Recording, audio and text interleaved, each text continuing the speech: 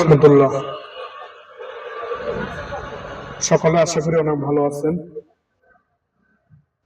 প্রিয় ফেসবুক বন্ধুরা, সবাই মনে করে পাড়া প্রতিবেশীরা এবং আত্মীয় এবং স্বজনেরা, বন্ধু বান্ধবরা নিয়েও সবাই সবসময় একই কথাই বলে যে সকল ব্যবসায়ীরা ভালো আছে। আলহামদুলিল্লাহ, সবসময় আমরা ভালো বলি। এটাই আমাদের আল্লাহ তাআলার কাছে সবসময় এটাই কামনা করি যে আলহামদুলিল্লাহ সবসময় আমরা ভালো থাকি। তবুও ভাই, ভালোর ভিতরে কষ্ট আছে। কষ্ট ব্যবসায়ীদের মতো কষ্ট আমার মনে হয় না আল্লাহর জমিনে আর কোনো কষ্ট আছে বলে।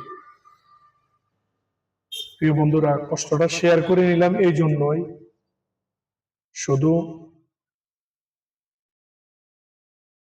কষ্ট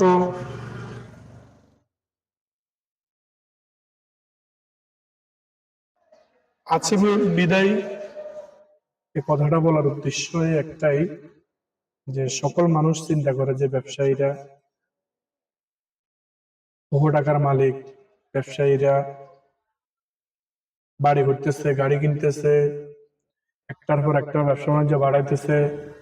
ওই ব্যক্তি কি করে, কিভাবে, কেমনে করতেছে একমাত্র ওই ব্যক্তি জানে। আমি বলি অন্য আরো 10 জন দোকানদারে যেভাবে যেভাবে করো, তার পরিশ্রমের ফসল দিয়ে উনি আগাইতেছে, তবুও তার যে কষ্ট, এই কষ্টটা কিন্তু কেউ জিজ্ঞেস করে না।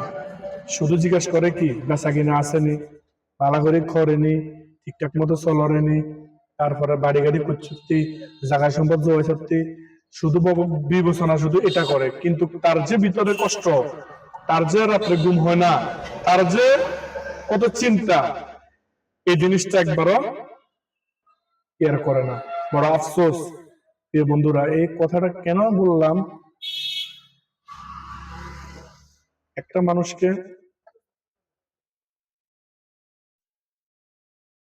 কি পরিমাণ একজন গ্রাহক একজন দোকানদারকে যেভাবে কষ্ট দেয়। একটা শার্ট কিনবে সাধারণত বাচ্চার, 60-50টা 100টা না না দেখালে তার মন ভরে না। একটা ফ্যান কিনবে, 20-30টা ফ্যান দেখা লাগে।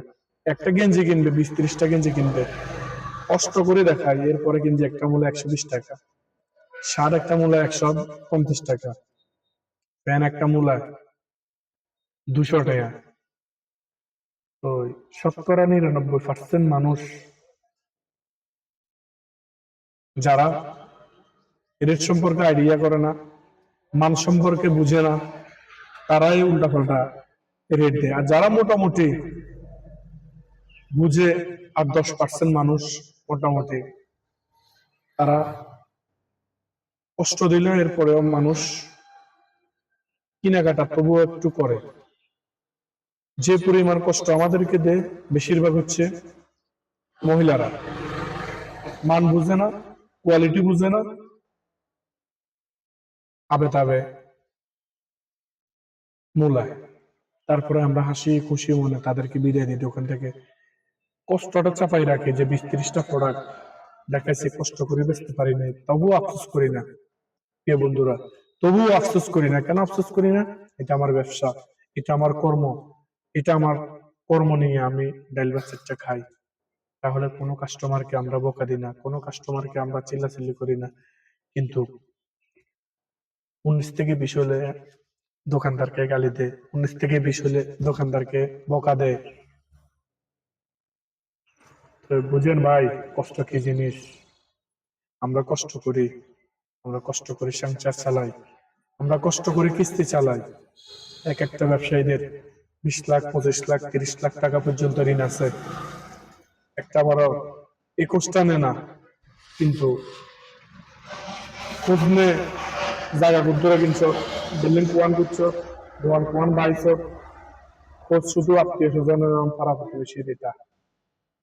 প্রিয় বন্ধুরা, কষ্টটা শেয়ার করলাম, দুঃখ নিয়ে কথাটা বললাম। সকলে ভালো থাকবেন। আশা করি ইয়াং জেনারেশন যারা আছেন তারা ব্যবসা করবেন, ব্যবসার দিকে ঝুঁকাবেন এবং ইনশাআল্লাহ আল্লাহ তাআলা জীবনটাকে পরিবর্তন করার সুযোগ রাখে।